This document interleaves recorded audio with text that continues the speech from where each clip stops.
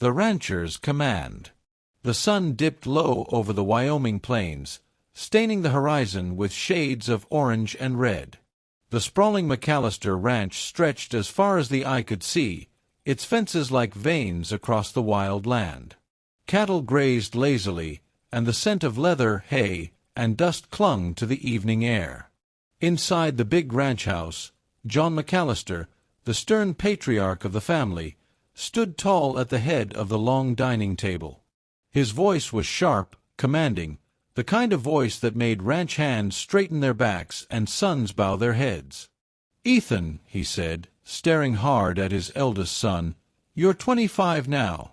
It's time you stop riding the range like some drifter and take a wife. A ranch of this size needs a strong family at its heart. You'll be married before the summer's end." Ethan shifted uncomfortably in his chair. His broad shoulders, sunburned skin, and rugged face marked him as a man who belonged to the land. But his gray eyes flickered with unease. He had never been the kind to follow orders blindly, not even from his father. "With respect, Pa," Ethan replied slowly, "marriage isn't something you order like a shipment of cattle. It's not about duty, it's about love." John's brows knitted into a hard line. "Love don't keep a ranch running. A good wife does. I'll start writing to the neighboring families. Plenty of ranchers have daughters lookin' for a husband. You'll have your pick." The room went silent. Ethan's younger brother, Daniel, fidgeted with his fork, not daring to say a word. Ethan clenched his jaw but said nothing more. He excused himself from the table and stepped outside, letting the cool evening breeze wash over him. His heart felt heavy, but not from his father's command. It was because of a girl. Across the yard, near the stables, he spotted her, the slender figure brushing down one of the horses, her dark hair tied back with a worn ribbon. Her name was Clara. Clara had been taken in by the ranch when she was just 15, an orphan with no family and no place to go. She worked hard, harder than most men, and asked for nothing but a roof over her head and food in her belly. Though she was quiet, her laughter was like music, rare but unforgettable. Ethan had noticed her long ago, but he had kept his feelings buried. His father would never approve of a stable girl as the wife of his heir. The McAllisters were proud, their name tied to land, cattle, and wealth. Clara had nothing but calloused hands and a heart full of courage. Yet, as Ethan watched her smile gently at the horse, whispering soft words as if the animal could understand, he felt his resolve harden. Maybe his father could choose the path of the ranch, but Ethan would choose the path of his heart. That night, under the wide sky scattered with stars, Ethan made a silent vow to himself. He would not let his father decide his future. If he was to marry, it would not be to some rancher's daughter chosen for convenience. It would be to Clara, the orphan stable girl who had unknowingly stolen his heart. Defying the rancher's will. The next morning dawned bright and merciless. The sun burned across the open plains as if it had no patience for hesitation, no time for weakness. Ethan McAllister saddled his horse with practiced hands, but his thoughts were anything but steady. His father's words echoed in his mind, "You'll be married before summer's end." The problem wasn't marriage itself. Ethan had long dreamed of building a family. He wanted children running through the grass, laughter spilling into the ranch house, and a wife who made every sunset sweeter. But his father's version of marriage was a cold arrangement, business disguised as tradition. As Ethan rode toward the stables, he caught sight of Clara hauling buckets of water. Her dress was simple, faded from years of washing, but the morning light framed her face with a softness that made Ethan's breath catch. She was beautiful in a way no wealthy rancher's daughter could ever be, real, unpolished, untamed. "Need a hand?" he asked, dismounting. Clara gave him a quick smile, though her arms trembled from the weight. I can manage, Mr. Ethan. Always have. He took the buckets from her anyway. You don't always have to. Not while I'm around. Her cheeks flushed, and she turned her face away. Clara wasn't used to kindness, not the kind that came with warmth behind it. That afternoon, John McAllister gathered his sons in the parlor. A letter lay open on the table, sealed with the wax of a wealthy rancher from Cheyenne. "I've written to the Bransons," John said firmly. "They've got 2 fine daughters, both fit to marry. A union with their family will strengthen our standing. Ethan, I expect you'll ride with me to meet them next week." Ethan felt the fire rise in his chest. "I can't do it, Pa."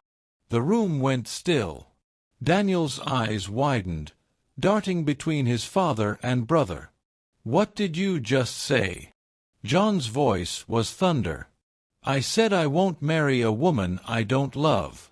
I've already chosen."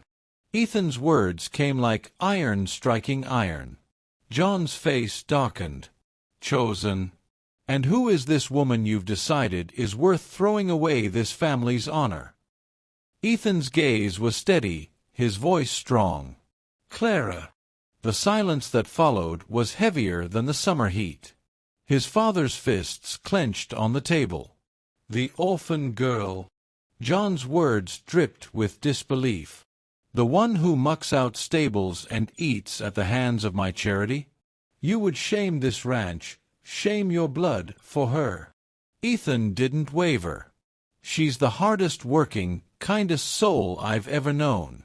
She's got more strength than anyone I've met, and more heart. If I'm to marry, it'll be her. Or I won't marry at all." John slammed his fist against the table, rattling the glasses. "Over my dead body."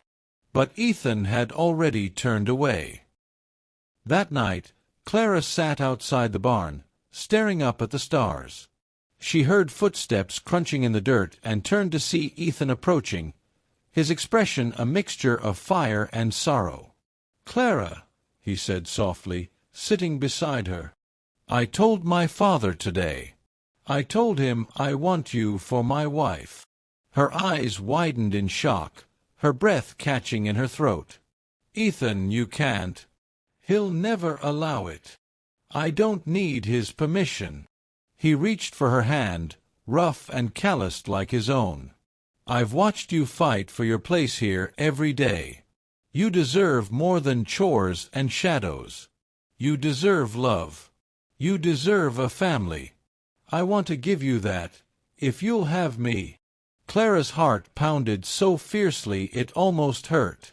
All her life she had been unwanted, a burden passed from one place to another, until the McAllister ranch had taken her in. Never had she dreamed that someone, let alone Ethan, would look at her this way. "But Ethan," she whispered, tears filling her eyes, "if you choose me, you'll lose your father's blessing. Maybe even this ranch." He squeezed her hand tighter. "Then I'll build us our own. Land is just land. But love, Clara, love is rare. And I'd be a fool to throw it away." The dam of fear inside her broke, and tears spilled freely down her cheeks. "Yes," she breathed. "Yes, I'll marry you." The following week, when John McAllister rode out to Cheyenne expecting his son at his side, he returned to find the ranch buzzing with whispers. Ethan and Clara had gone to the small-town chapel that morning, with only Daniel and a few loyal ranch hands as witnesses. By sunset, they were husband and wife. When John stormed into the house, furious and betrayed, Ethan stood tall, Clara's hand in his. "I won't apologize," Ethan said firmly. "This ranch will thrive because of hard work and honesty, not because of alliances. Clara is my wife now, and she'll be mistress of this house whether you approve or not." John's glare could have burned through stone, but Clara, trembling, lifted her chin. For the first time, she looked the rancher in the eye. "You took me in when I had nothing," she said softly, her voice steady. "I'll always be grateful. But I love your son, and I'll stand by him, no matter what." John's breath came harsh and heavy, but something in Clara's words pierced through his pride. He saw the same fire in her eyes that had built his empire from nothing. At last, with a low growl, he turned away. "You've made your choice. Don't expect it to be easy." It wasn't easy. The weeks that followed were filled with hard work and cold silences. But Ethan and Clara stood together, side by side in the fields, in the kitchen, and in the quiet moments beneath the stars. And slowly, John McAllister's heart softened. He saw how Clara cared for the men, how she worked without complaint, how she brought light to Ethan's life. By autumn, he no longer spoke against her. By winter, he began to call her daughter. Clara, the orphan stable girl, had found not only a husband, but a family. And Ethan, who once feared being forced into a loveless marriage, had found the kind of love strong enough to defy even the harshest rancher's will.